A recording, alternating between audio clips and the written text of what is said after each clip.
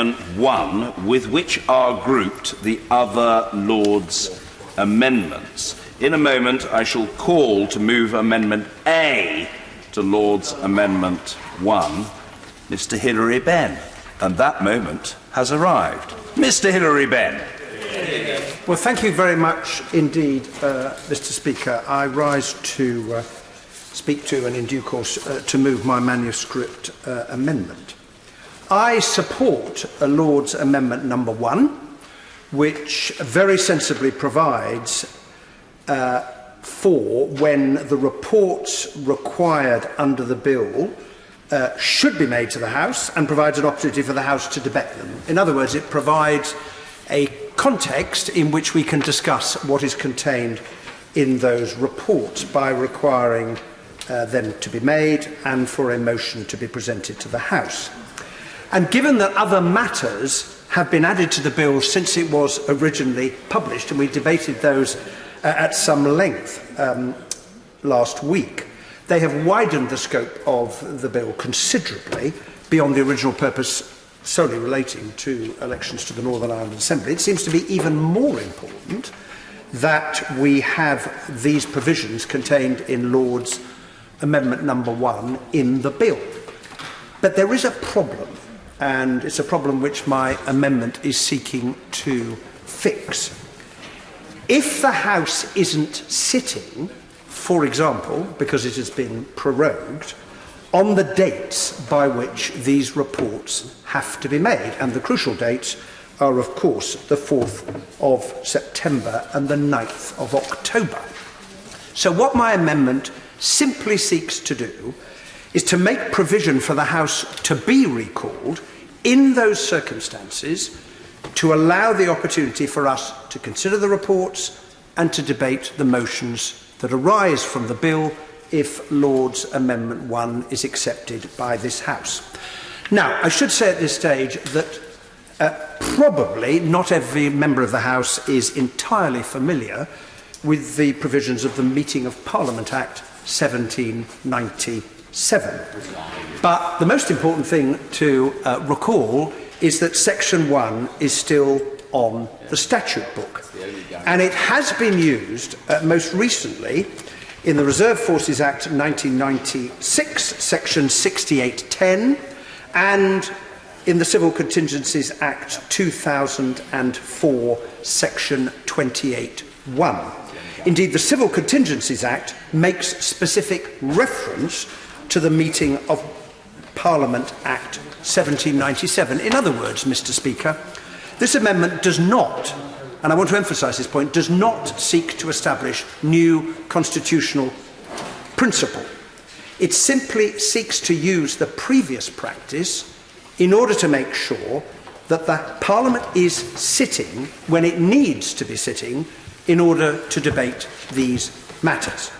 And it would do so, as I hope the amendment makes clear, by requiring that Parliament should be recalled on a specified day within the period within which compliance with subsection 2b of the Lord's Amendment number 1, in other words, the Minister would have to lay the report, the motion in neutral terms would have to be moved within the period of 5 calendar days, beginning with the end of the day on which the report was laid, and if my amendment is carried, we would be sitting in order to ensure that we had the chance to both consider the report, but crucially to debate the motion that has been presented. And that is the single purpose of this. And I think, Mr. Speaker, it would be rather odd, would it not, for the House to legislate to provide for these reports and motions on specified dates, only to find itself not being here to consider the report and to debate the motions because of some other action, namely the fact that we might not be sitting. And the final point I want to make is this. Everyone in the House is very well aware that Brexit has significant implications for the country as a whole, but it will have particular implications for Northern Ireland, something which the Select Committee has reported on and many members in the House on all sides have spoken of. And So I suppose this amendment has a secondary effect, which would be to ensure that the House would be sitting at a crucial time for our country, which is what I believe the country would expect. And I don't think that we could accept circumstances, if I may coin the phrase, in which we were sent missing in action. And I hope the House will support the amendment. Thank you. The question is that Amendment A to Lord's Amendment 1 be made. Mr. Alistair Burt? Thank you, Mr. Speaker. I rise simply to support, very briefly, the remarks made by the Right Honourable Gentleman and to explain why I've added my name to the amendment. As he concluded in relation to the position of Northern Ireland, the springboard for the particular amendment that's been brought forward, the implications of every decision taken by the United Kingdom in relation to Brexit is obviously highly significant, both for Northern Ireland and the Republic of Ireland. For us to be in the run-up to October the 31st without those considerations being in front of the House seems to me to be genuinely very difficult. And then when you go beyond that, to consider that the House might not be sitting during the run-up to the date itself, in order to consider all the other things. If we felt under the weight of any pressure up to now, I would venture to suggest to the House it will be as of nothing in the days leading up to October the 31st if it is not clear where the country is going, either because a deal has been agreed or because the consequences of no deal have been sufficiently spelt out that everybody has been able to take a view. And that we would not be here in order to reflect those concerns and take our own view on what the circumstances might be, it seems to me to be not only highly unlikely, undesirable, and actually preventable. And I've added my support to the amendment being brought forward to strengthen the Anderson Amendment as passed in the other place, in order to make sure that we reflect the views of our constituents by being here. It is not a suggestion one way or another about how this House would vote, presented with the opportunity of a deal or not a deal, but it is to make absolutely certain, in the absence of current assurances, that we would actually be here. And I commend my right honourable friend's amendment to the House, and I hope it will be passed.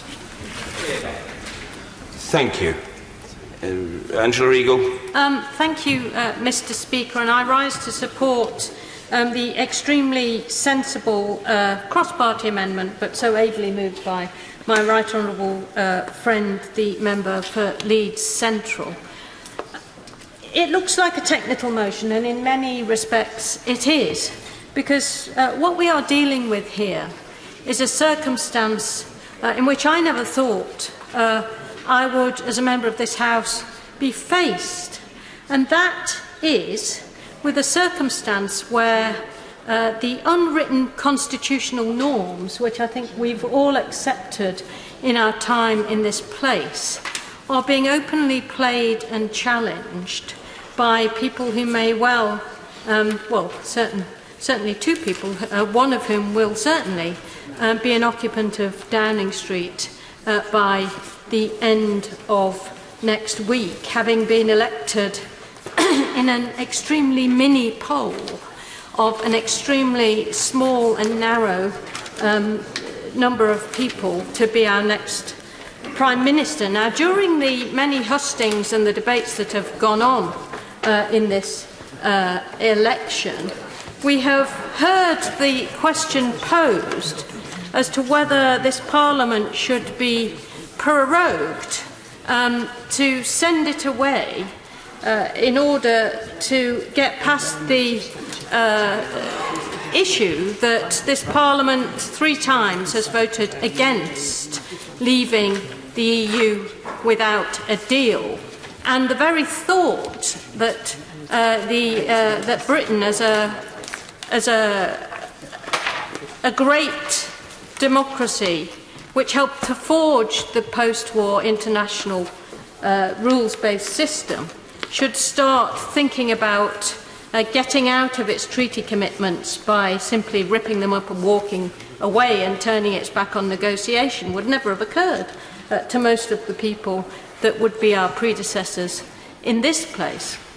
And certainly during the referendum, the idea that there could be a no deal was actively, not even on the agenda. In fact, it was completely so off the agenda that it wasn't talked about at all. And those who were telling us that we should, in fact, vote to leave the EU were actually saying that the deal would be the easiest in history. Nobody mentioned the phrase no deal. And we have seen from the Office of Budget Responsibility, Mr. Speaker, today quite what they believe as an independent economic forecasting outfit appointed by the government, what they believe the economic consequences of no deal would be. And it doesn't take a genius or even someone, Mr. Speaker, with a degree in economics to have a quick look at that report and see how disastrous Britain entering a recession, our GDP being 3% smaller than it would have been without no deal, even in the initial phases. I'm happy to. And I know that she's got a degree in economics. She's also got a degree in politics. And from her knowledge of the political history and the constitution of this country, wouldn't it be an outrage if a Prime Minister were to seek to thwart the will of this House by proroguing Parliament?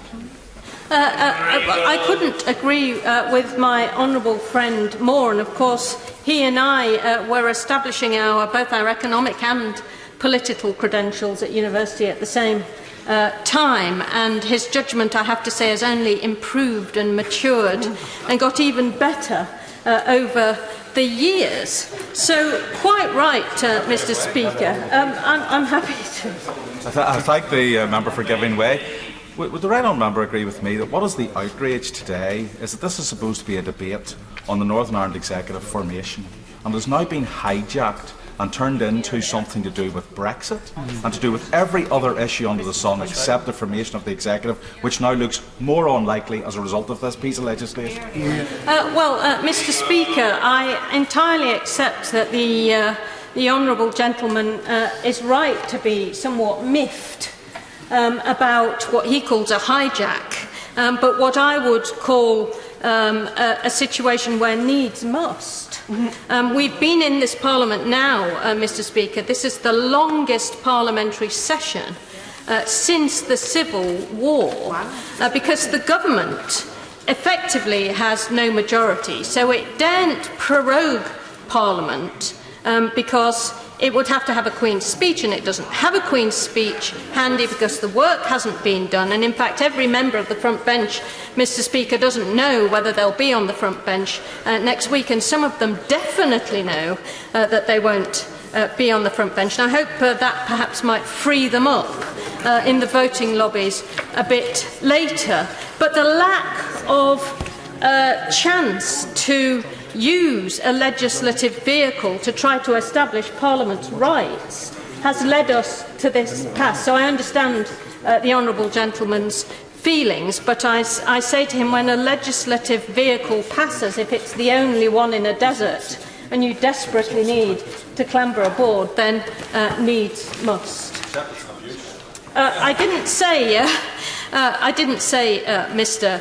Speaker, that it was an abuse. I said it was needs must, and I understood the honourable gentleman's irritation with it. But since this is the only legislative vehicle that we have in sight, it has to be used, in my view, and it's quite legitimate to use it, in my view, to try to assert Parliament's rights in this matter.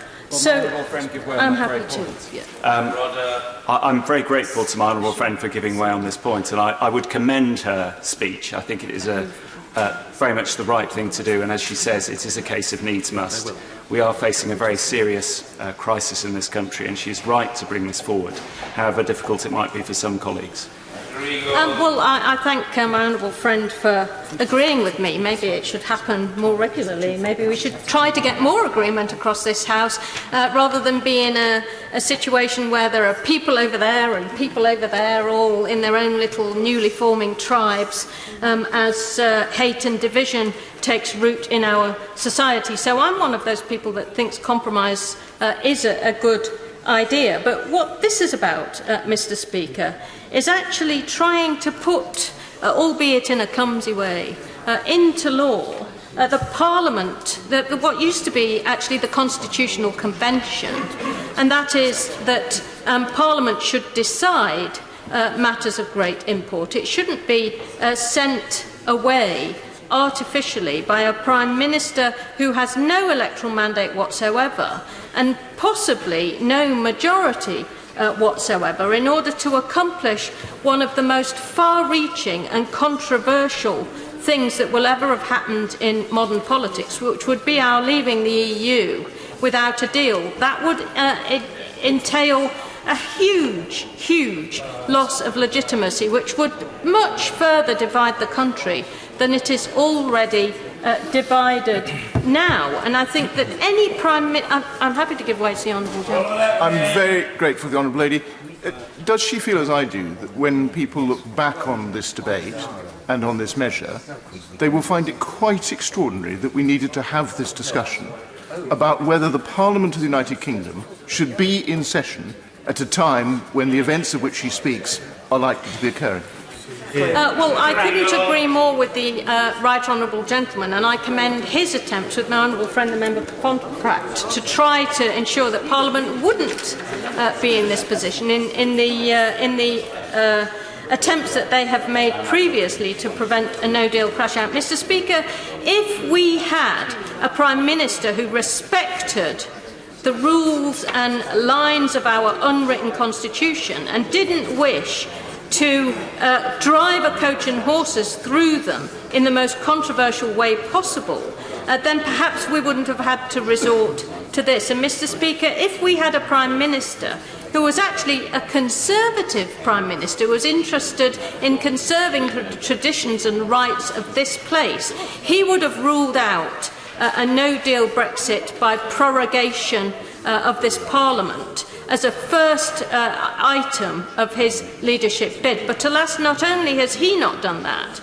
his rival has been dragged towards the prorogation as a tactic, sending Parliament home so it can't have a view as the Tory leadership campaign has gone on. And I have one final thing, Mr. Speaker, to say about this. I've already mentioned that we've been, now we are in the longest session of Parliament which has sat since the English Civil War, and we are contemplating a new Tory Prime Minister who seems to believe that he can behave like a Stuart king.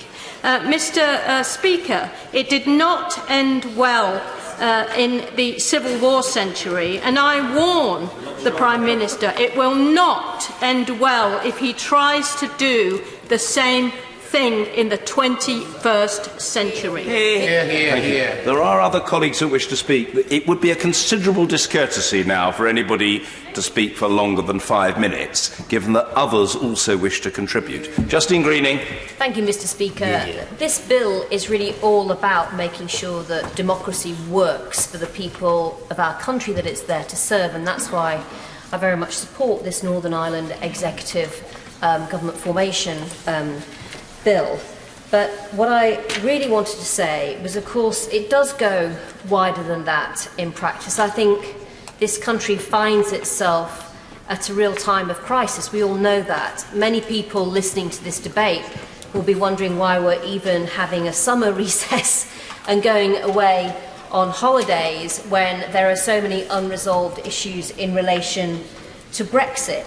So I think the simple act of passing these amendments to ensure that we do indeed sit as normal during September and October are hugely common sense for this House to get behind today. In no way is it trying to curtail decisions that a government or a parliament might want to make. Quite the reverse. It's ensuring that our parliamentary democracy can simply function as normal. And I think we perhaps should all reflect on the fact that we're even having to have this debate in our country now, because I would really question what have we come to in Britain when we have to have amendments to ensure that Parliament can still operate. And I would simply say to people who feel that this is somehow a viable approach to shut down Parliament, Firstly, you don't win a debate by closing down the main chamber in which this country's people's views are aired. And you don't unite a country by muzzling the representatives of people around those communities who have been democratically elected to come here and represent them. And I think there are other practical reasons why we should all support this common sense amendment. Because if Parliament isn't sitting, we all know that it's a time of global, political and economic instability. And are we really saying that this House would not be there to debate other issues that might arise during that time in case it was able to have its say on a hugely important issue, Brexit, and speak with one voice about a course of action that the government was proposing? It's entirely untenable, and indeed it's actually quite dangerous to shut down this Parliament at such a time of uncertainty, and I think it's extremely short-sighted.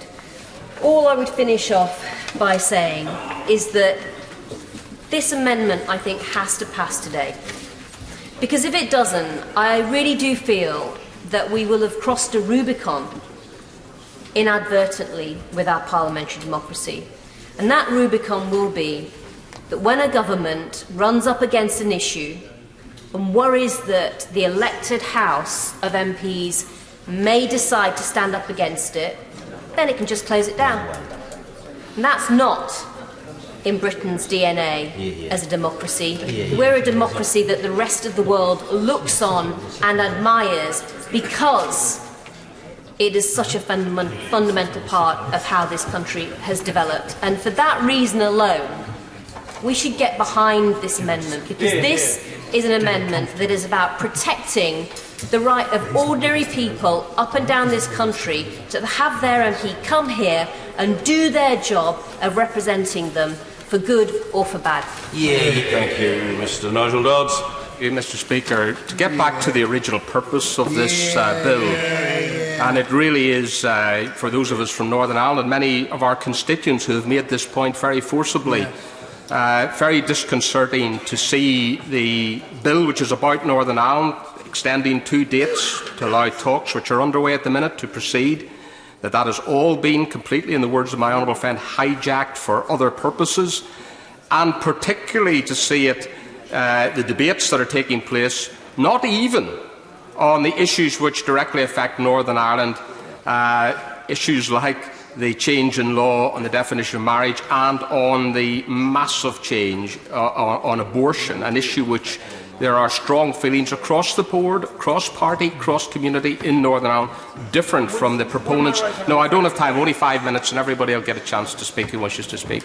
So what I want to say, Mr. Speaker, is this, that when it comes to Northern Ireland debates, it seems the chamber only fills up and people only take an interest when it serves their purposes for other reasons. Sadly, that is the case. I would like to see as many people take an interest in Northern Ireland affairs when we're debating other issues of real effect and practical impact on the constituents that we represent here. The timing that has been devoted to these substantial issues which have been introduced at committee stage and then in the other place has been woefully short, given the gravity and the impact of them. Under Section 75 of the Northern Ireland Act 1998, there are provisions about consultation, which, if we or the government were introducing measures which sidestep that, there would be outrage on the benches of the opposition, and indeed on government backbenches and here as well. But all of that is cast aside because the ends justifies the means. And what we see is the setting aside of every parliamentary norm, every norm about consultation and consideration, every norm about the principle of devolution, because people say this place has a right to act. Of course it does, constitutionally, legally, but the reality is that we are being very, very selective to legislate on some of the most contentious and divisive issues on which there is no consensus, but leave aside hundreds of other issues on which there is consensus and on which there is common sense approach, that there should be action taken. So either we have direct rule and legislate in all these areas, or we respect the evolution. You can't have it both ways, and I think we're running very close to the time now when that clear choice will have to be made. Mr. Speaker, just on the issues which sadly will get very little time, a couple of hours on Monday, a couple of hours in the House of Lords, and a few minutes here today, to change fundamentally the law on abortion in Northern Ireland, on which Roman Catholics and Protestants, Unionists and Nationalists take a very different view of many people in this House, and they have been left to one side. Their views have not been and are not going to be listened to in terms of the procedures that have now been set out.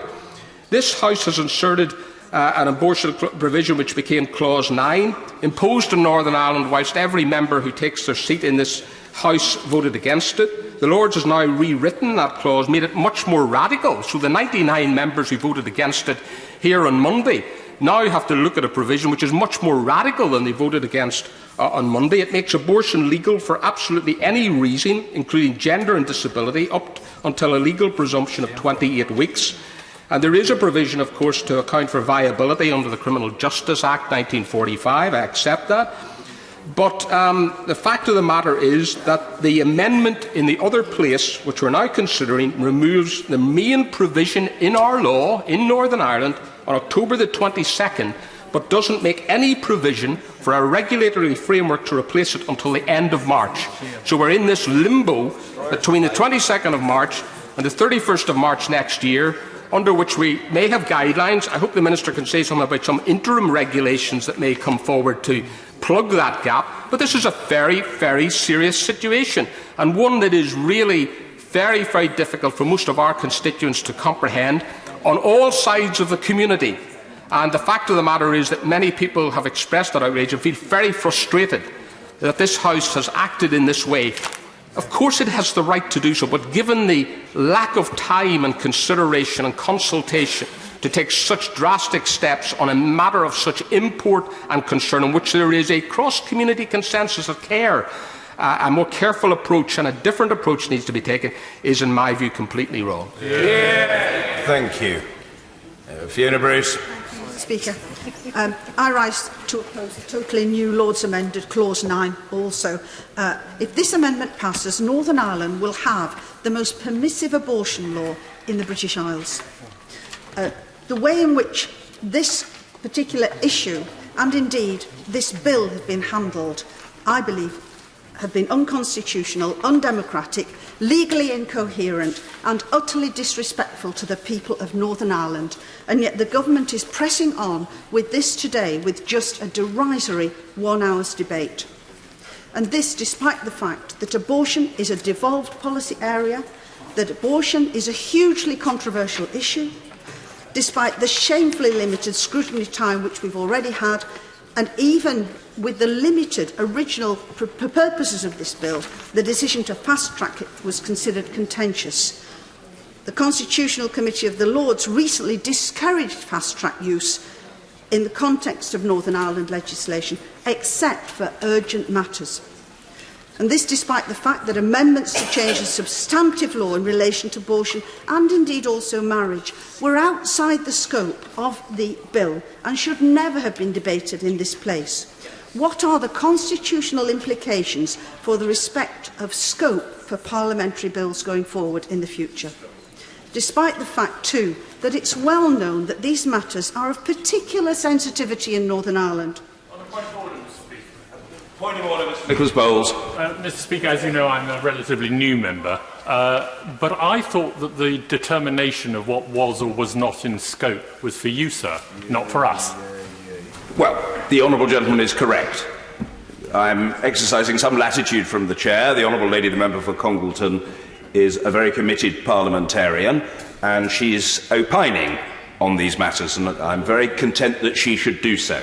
But I'm equally content to take the opportunity to assert that there is nothing disorderly whatsoever about these proceedings. I have exercised my judgment and responsibility in the way that I think fit in order to facilitate the House. There is nothing, I repeat, nothing unconstitutional or improper about that. And I'm grateful to the honourable gentleman. Fiona Bruce. Thank you, Mr. Speaker. I thank you for giving me the opportunity to place my opinion on the record in this place regarding the way that this bill has been extended beyond what I believe was its original intention, as indeed I spoke to that effect when it was introduced in the House only a few days ago.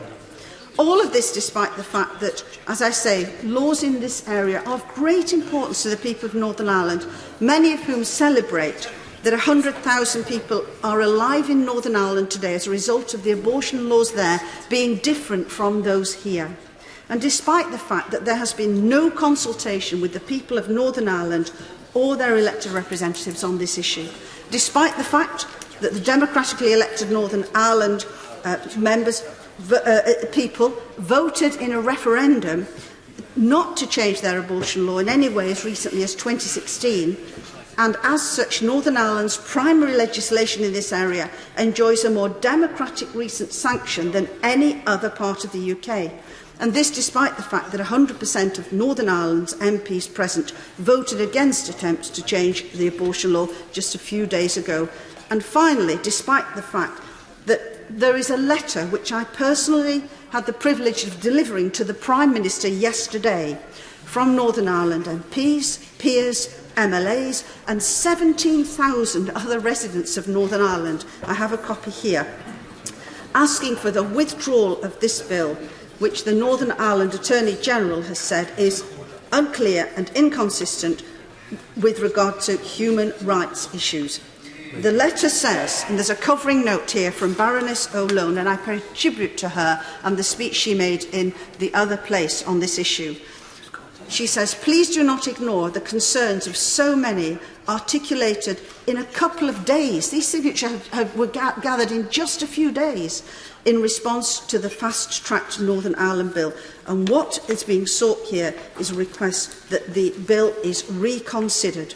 But I understand that what has actually happened following the original amendments to this bill on the issue of abortion is that rather than moving to minimise the constitutional concerns which were expressed in this place about those and the way that Parliament had treated the people of Northern Ireland just a few days ago, that government representatives actually have met with sponsors of the out-of-scope amendments, and that's my opinion that they are, Mr Speaker, and worked with them to enhance the efficacy of their provisions. So much for respecting the human rights of the people of Northern Ireland in terms of their freedom of expression, speech and belief. Let them decide on such sensitive issues. We talk here about the importance of not being colonial. But what is this? Is this what new colonialism looks like? I won't be supporting this new clause. I won't be supporting this bill with it in it.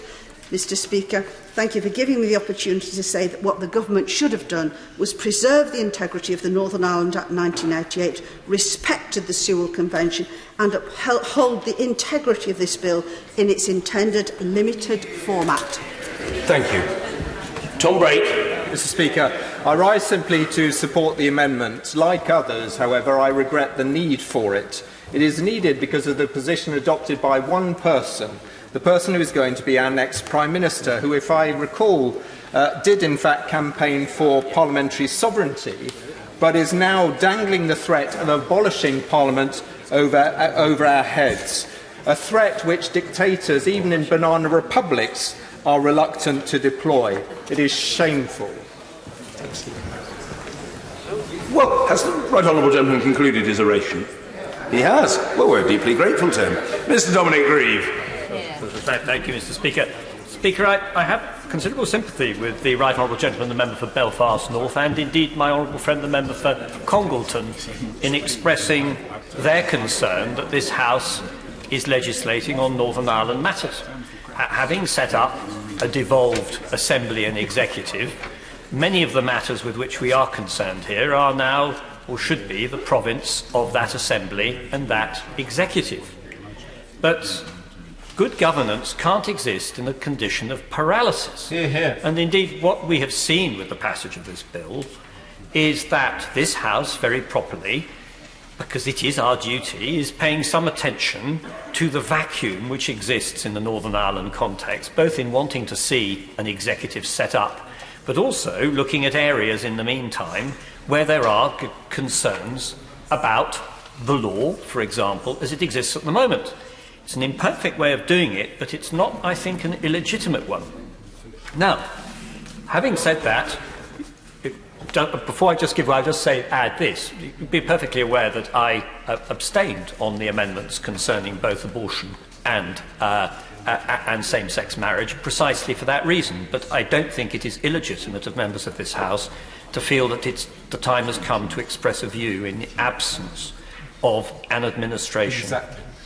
Can I then turn to the issues relating to Lord's Amendment number 1, which I support, and the amendment to it proposed by the Right Honourable Gentleman? We do face an extraordinary situation. This House, to do its business, has to sit. And it is perfectly normal for this House to assert that it wants at various times to be able to consider issues, particularly in the Northern Ireland context, where it changes very rapidly. Absolutely. And yet we have been confronted with a most unusual situation where there is a suggestion that there would be periods where, for other reasons, we would be prevented from sitting. Yet we are responsible for ensuring, or trying to ensure, good governance. I think, Mr. Speaker, it's why actually we have the portcullis as our symbol. We're supposed to be the protectors of the nation.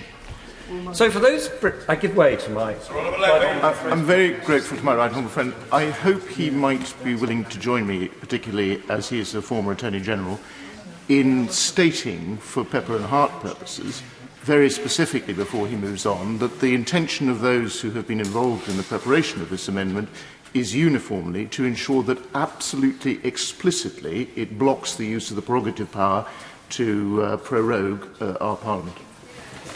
Yes, I am entirely happy to make that assertion, because when I realised that it was an issue, I also realised that it was a threat to the good governance of this country and indeed to the good governance of Northern Ireland in a run-up to setting up the executive, which I very much hope will come into being very quickly.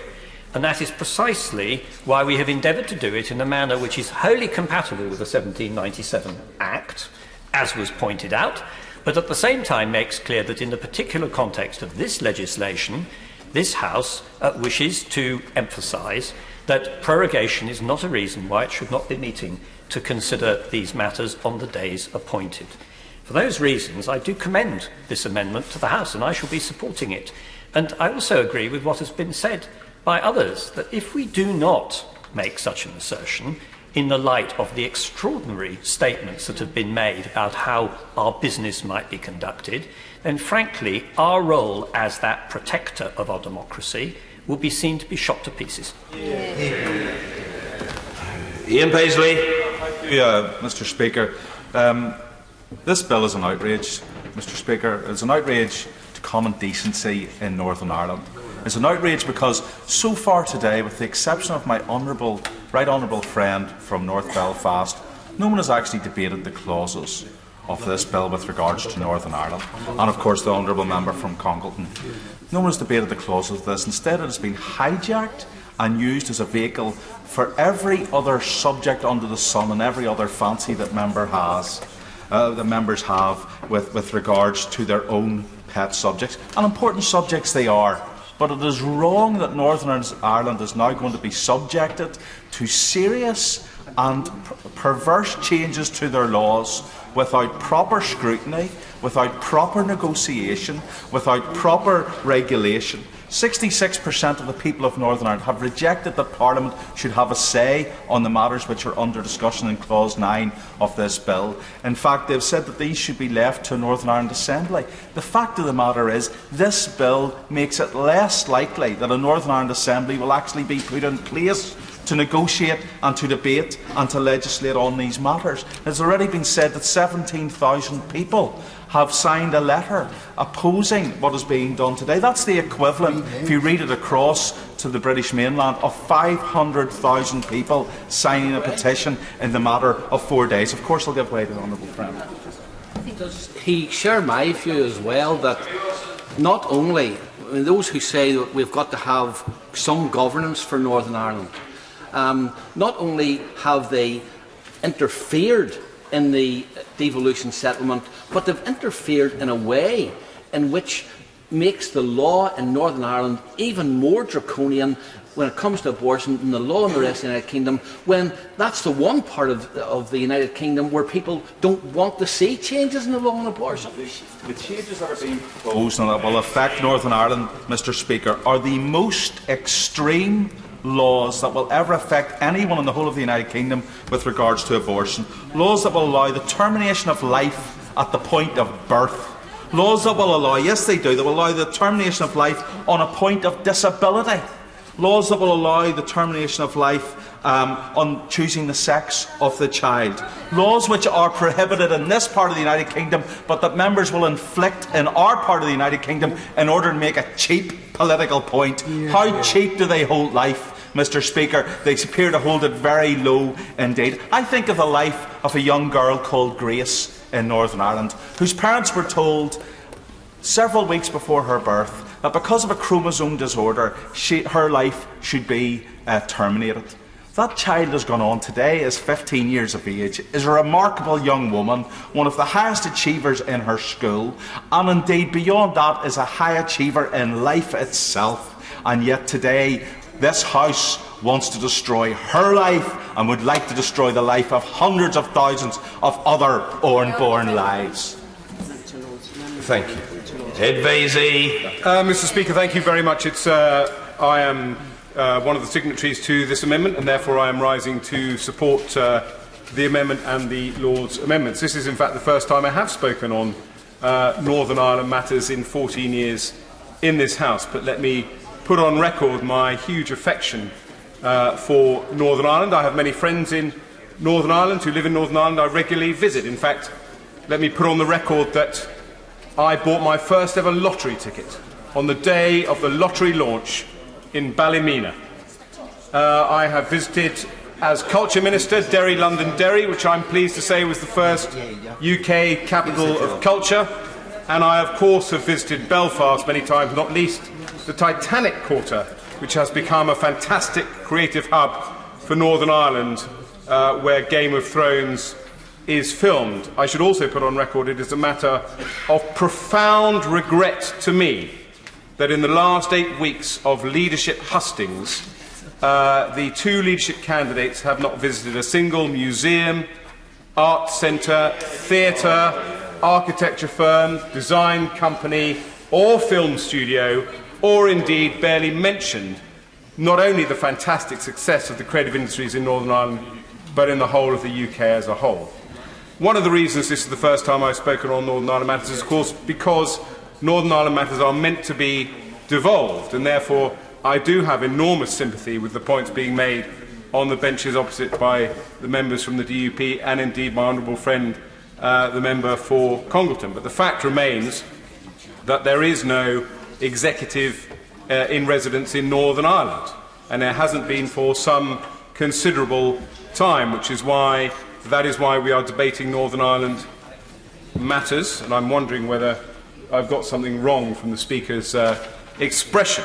And therefore, for example, on the issues of abortion and indeed on equal marriage, I have to say to my friends on the benches opposite that if these matters do come up for debate in this House, and they were conscience votes and free votes, they should not be surprised at all if English members and members from other parts of the Union express a view. But we also know that those amendments have been put down in such a way that no legislation, no change to the law will happen if a devolved executive returns to governing.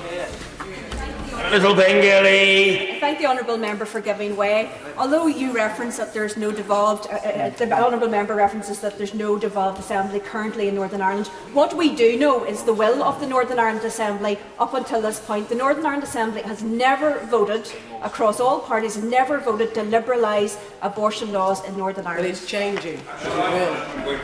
In another couple of minutes. He is exactly right.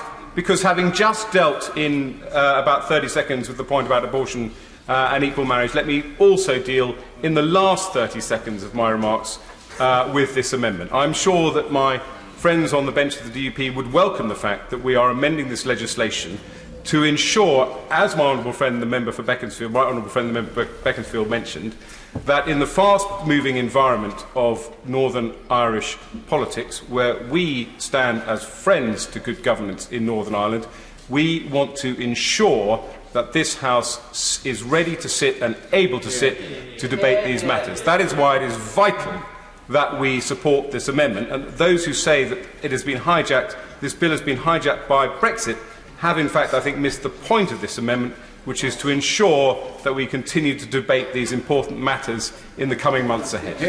Thank you. Gavin Newlands. Thank you very much, Mr Speaker. I rise to offer the SNP support for both Lord's Amendment 1 and the Right Honourable Member for Leeds Central's Amendment to it. But, Mr Speaker, President Tusk asked the UK not to waste its time. Instead, this government have been self-indulgent, focusing on internal machinations and the leadership election, all while this zombie parliament is left cooling its heels instead of getting on with the job of dealing with Brexit. The UK government's own analysis shows the catastrophic impact a no-deal outcome would have, yet some on the benches opposite are still quoting no deal.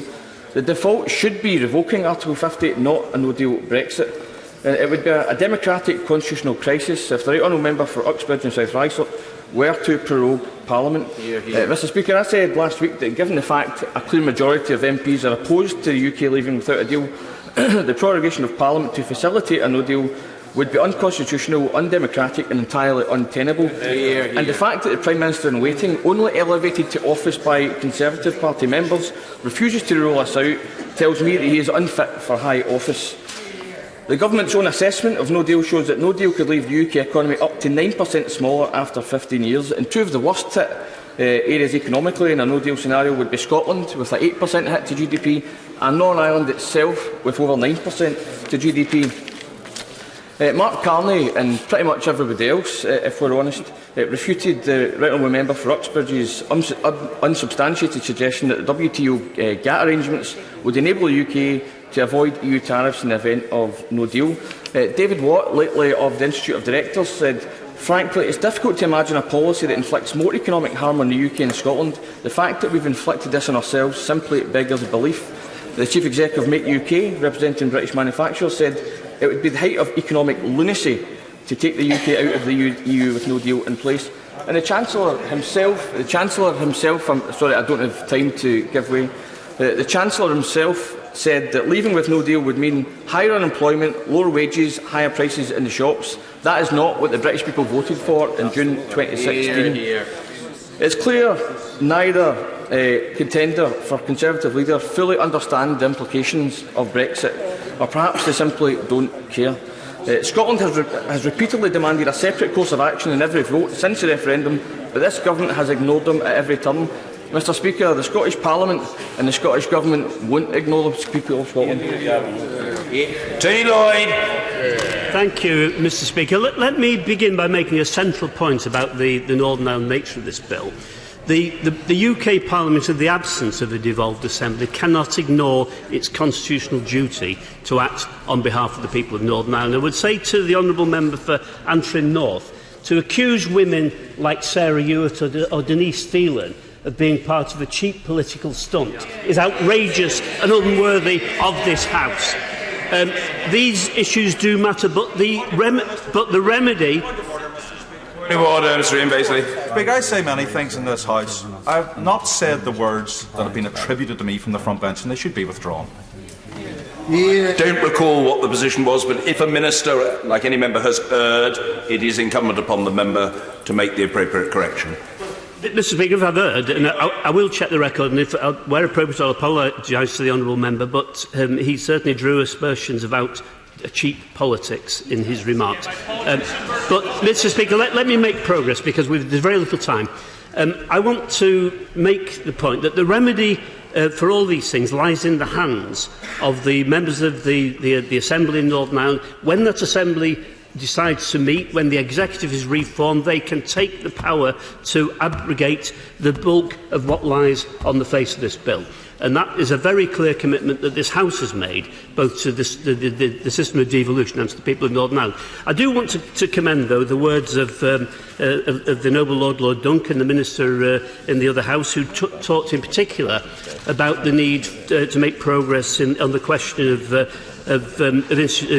historic institutional abuse. He said there is urgency, and he said, I will commit, in the absence of a sitting assembly, to the government introducing primary legislation on the historical institutional abuse before the end of the year. A very welcome commitment by the government, very welcome commitment by the noble lord. But, Mr. Speaker, I just want to confine my last few moments of remarks to Amendment 1 and the manuscript amendment from my honourable friend, the member for Leeds Central. This is a massively important constitutional issue. In a parliamentary democracy, no parliament can abrogate the right both to sit and to take action, particularly against the constitutional challenge that a no-deal Brexit would pose. And that especially in the light of a Prime Minister who will not have a mandate from the public in general, but will have a mandate from a very narrow base within one of our political parties. Now, that simply is unconscionable that this House would not sit.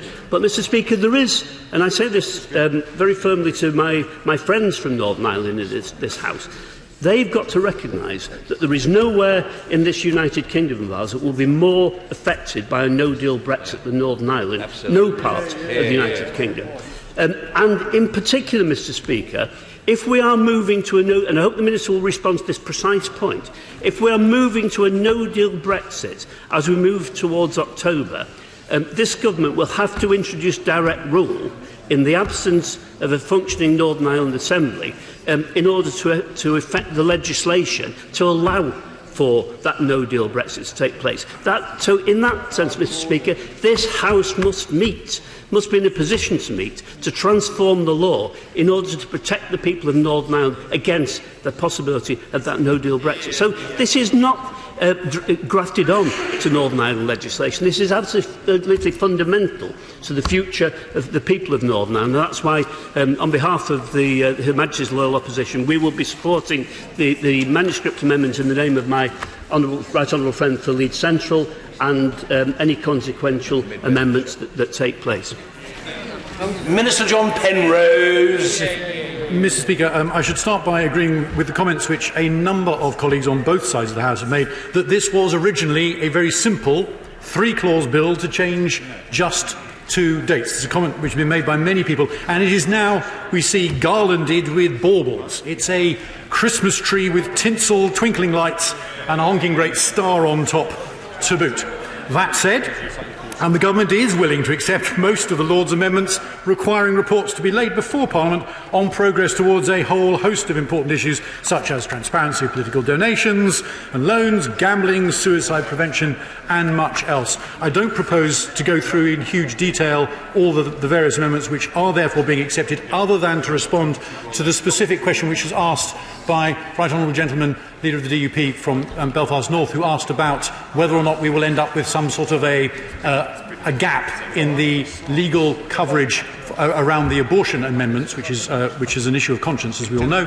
I just want to reassure him that he is right to say that there are a number of other statutes which will persist, notably the 1945 Northern Ireland Act, which he mentioned, and also that the government will firstly try and make sure that we bring forward the new regime as fast as possible in order to minimise any gaps that might occur, to create a seamless transition, and also to issue guidelines and advice to medical professionals, amongst others, in order to minimise any of those problems. We also look forward to working and discussing that with both him and other people in Northern Ireland in depth, as necessary, in order to ensure that we come up with a safe transition from today to the intended outcome.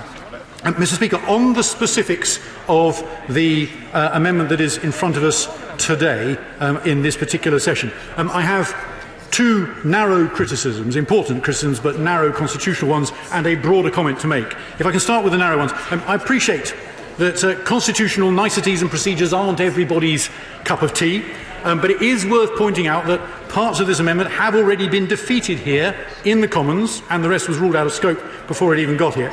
And yet, here we are, being asked to include it because the unelected Lords decided we should. I would urge colleagues on all sides to send a respectful but firm message that we appreciate their views and will have nothing further to do with it on this occasion. Now, alone amongst the... I've got very little time. I'll take one amendment and then I will have to make progress. Very briefly, may I just remind the Minister that this amendment is being moved or is being proposed by those who voted to remain.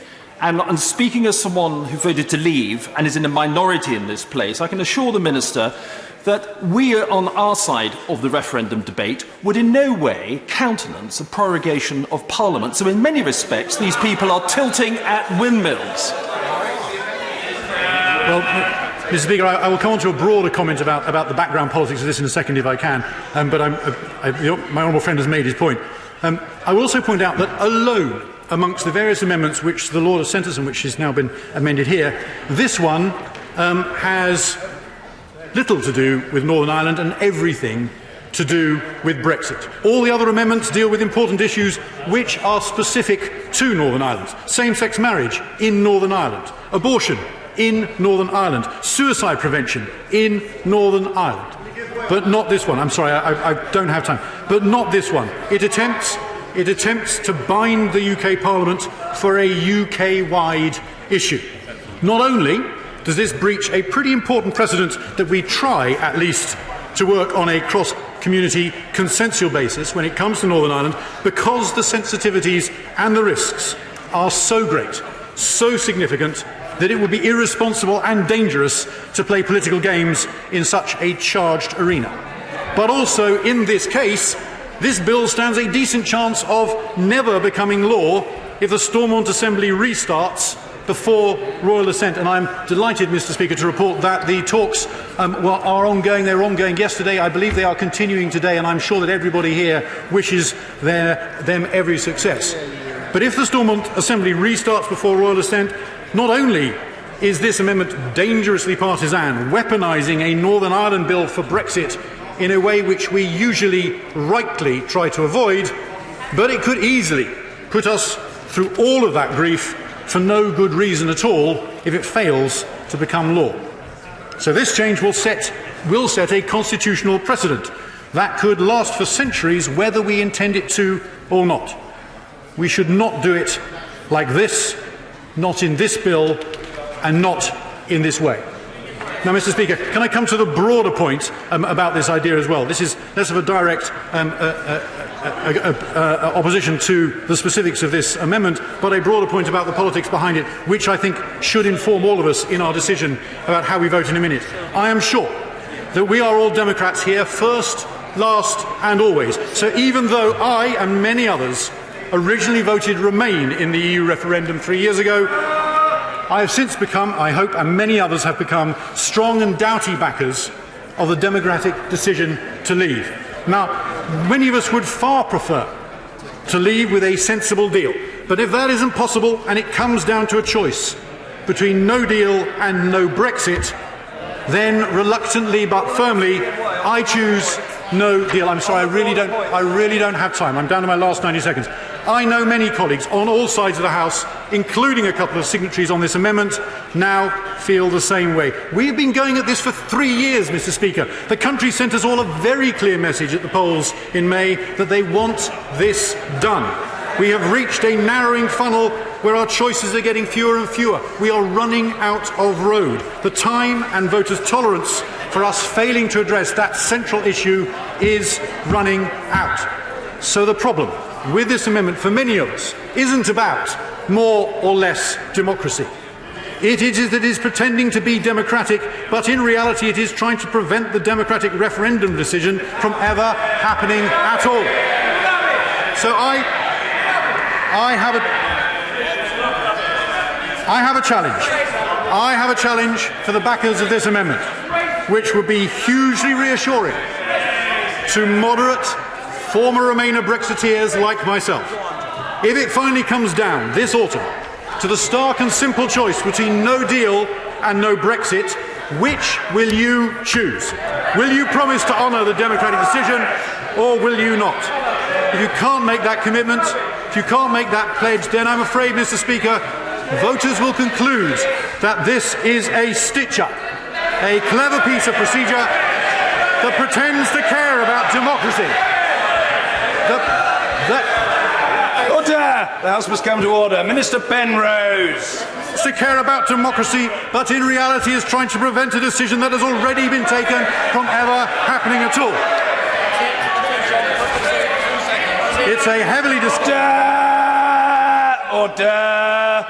Under the business of the House order of the 8th of July, I must now bring proceedings on Lord's amendments to a conclusion.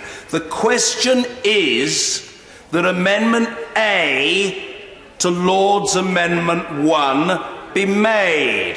As many as are of that opinion say aye. Aye. Of the contrary, no. No!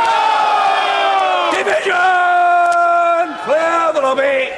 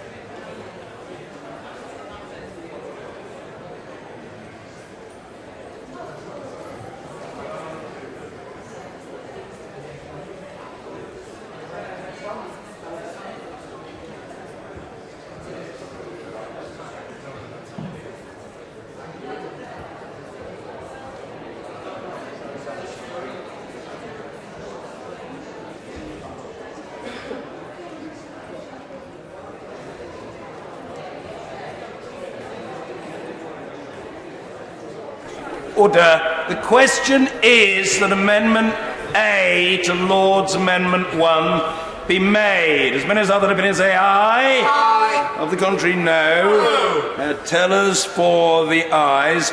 Thangham Debonair and Nick Dakin. Tellers for the noes. Mark Spencer and Jeremy Quinn.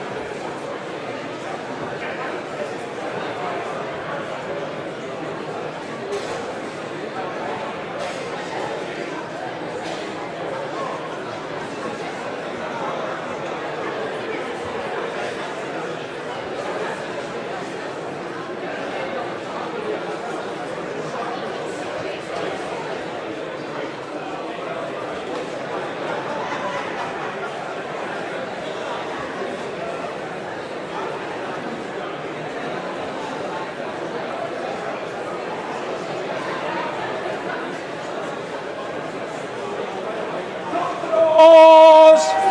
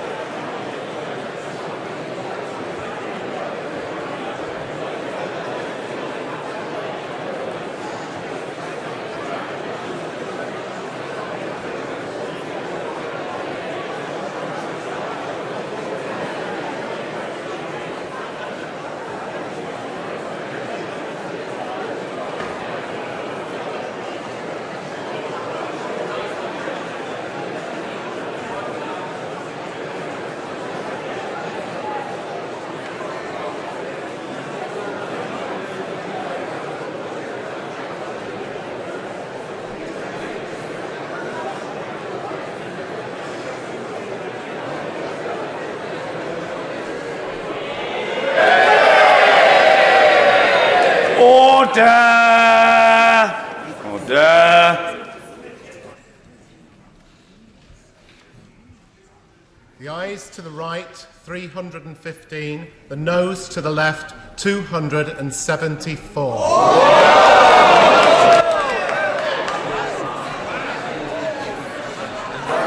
The ayes to the right, 315.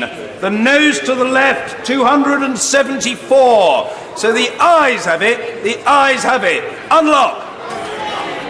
Order. The question is that this House disagrees with the Lords in their amendment number 1 as amended. As many as are of that opinion say aye. Aye. Of the contrary, no. Division! Clear the lobby.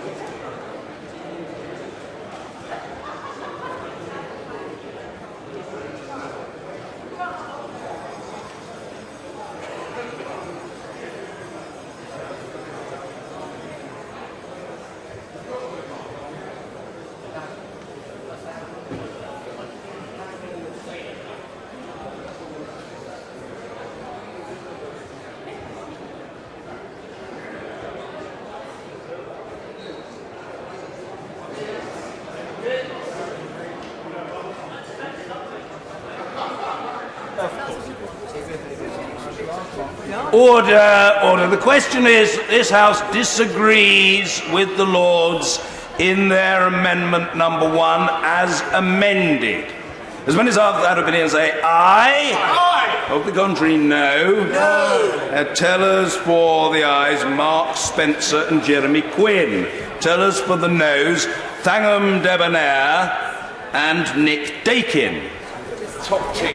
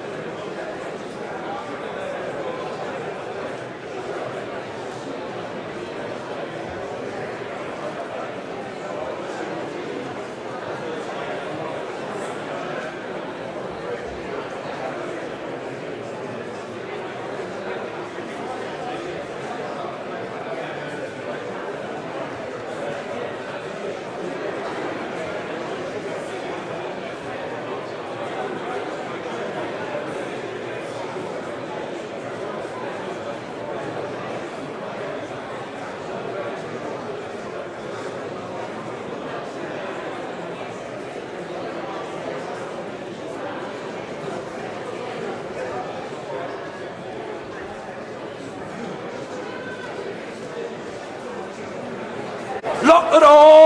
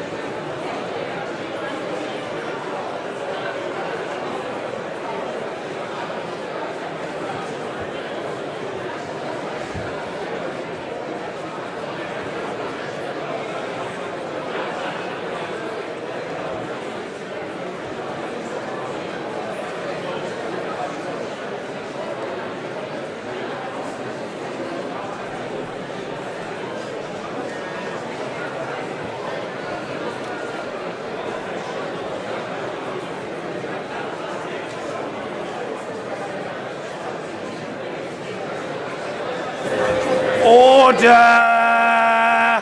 Order!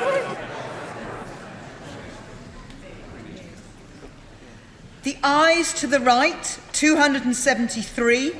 The noes to the left, 315. One. They just lost one. Thank you.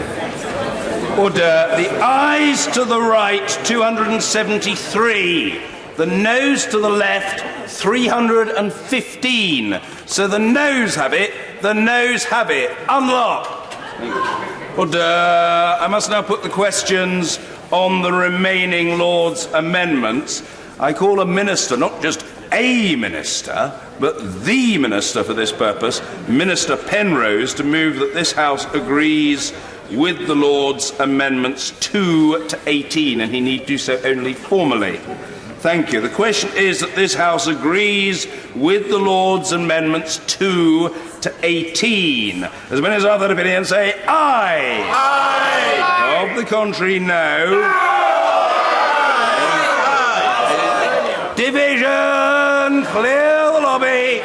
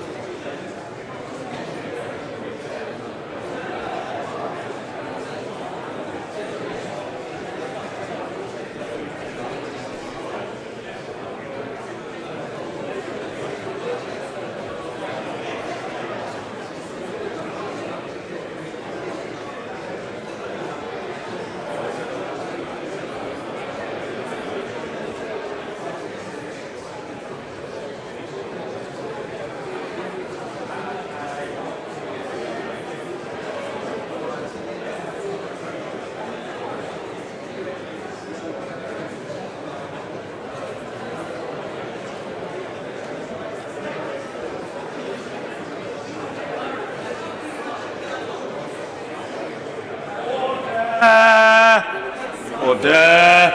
The question is that this House agrees with the Lord's amendments 2 to 18. As many as are of that opinion say aye. Aye. Of the contrary, no. No. Tellers for the ayes, Mike Freer and Matt Warman. Tellers for the noes, Sir Geoffrey Donaldson and Mr. Gavin Robinson.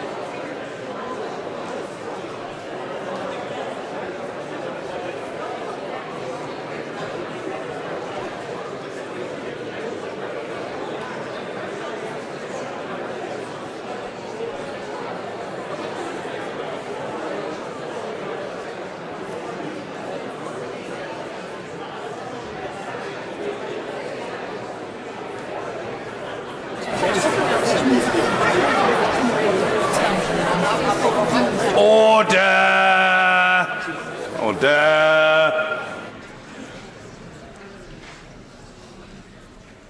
The ayes to the right, 328. The noes to the left, 65.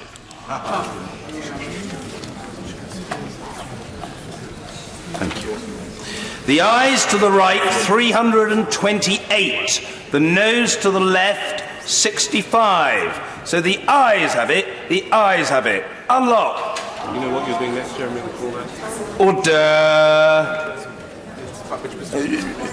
Yes, indeed. I will come to the honourable lady presently. Point of order, Mr. Tony Lloyd. Thank you, Mr. Speaker. Mr. Speaker, I think convention says that a bill that's reached through both houses this far is rightfully the property of Parliament and not of the executive. The House, both houses, have spoken very clearly on the constitutional nature of this bill, and you have ruled it as being completely in order.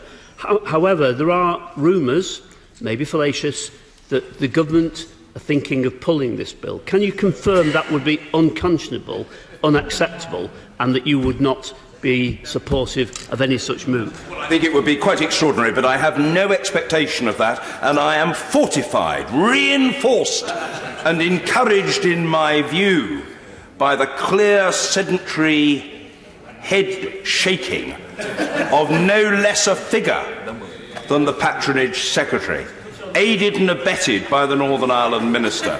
They are both signalling that the government has no intention of abandoning this bill, and the Chief Whip, having shaken his head, is now in a position, if he so wishes, to nod his assent to the proposition that I have just made. Can I, on his behalf, confirm? Thank you. So, I hope that the honourable gentleman is satisfied. Thank you to occupants of the Treasury bench. Yes, I will come to the honourable lady. Point of order, Emma Little-Pengelly. Thank you, Mr. Speaker. The Northern Ireland Bill we have just debated contains clauses obliging the government to progress a severely injured pension for those victims of the Troubles in Northern Ireland. There has been considerable distress in Northern Ireland due to concerns around the criteria. In a report, it has been suggested that those terrorists who went out to murder and maim, who ended up injuring themselves, may be eligible for such a pension. Unfortunately today, Mr. Speaker, we have not had the opportunity to debate these issues due to the nature of the proceedings. I would be very much obliged, Mr. Speaker, perhaps while welcoming the comments from Lord Duncan in the other place, are there any opportunities, Mr. Speaker, perhaps next week in Parliament to have these matters aired, debated and hopefully answered? I'm grateful to the honourable lady for her point of order, to which the answer is yes. There could well be such opportunities. The honourable lady wouldn't expect me to commit now, on the hoof, if you will, as to what form such an opportunity might take. But we have 4 sitting days next week before we rise for the summer recess. This is a matter of the utmost importance and, indeed, considerable sensitivity. In the short time that I've come to know the honourable lady, I've come to be aware of how dexterous she is in the use of parliamentary time, and if she wishes to take her opportunities, I think she will not be disappointed.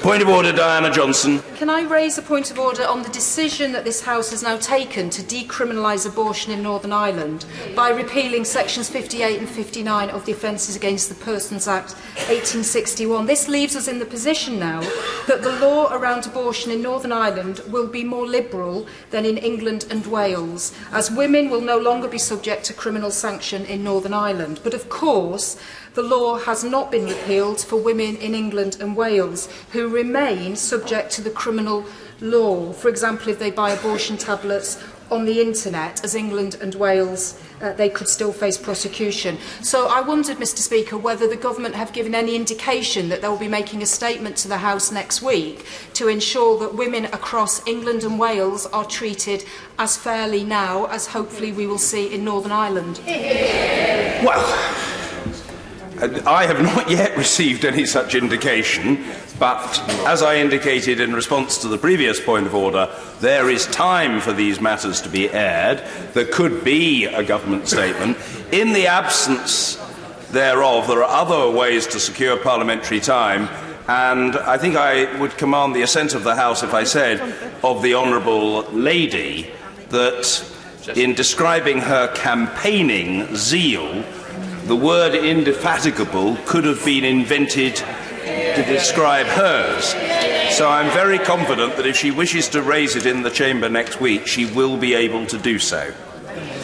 Order. If there are no further points of order, colleagues, and I thank colleagues for their interest and attention and patience, we now come to the backbench motion on the Bishop of Truro's review on persecutions of Christians overseas. We are already having to start this debate later than any of us would have liked. The chair succeeding me will do his best to protect the time for it, and it would be appreciated if colleagues who wish to conduct conversations on other matters would leave the chamber quickly and quietly to do so, so that those who wish to get on with this important debate can do so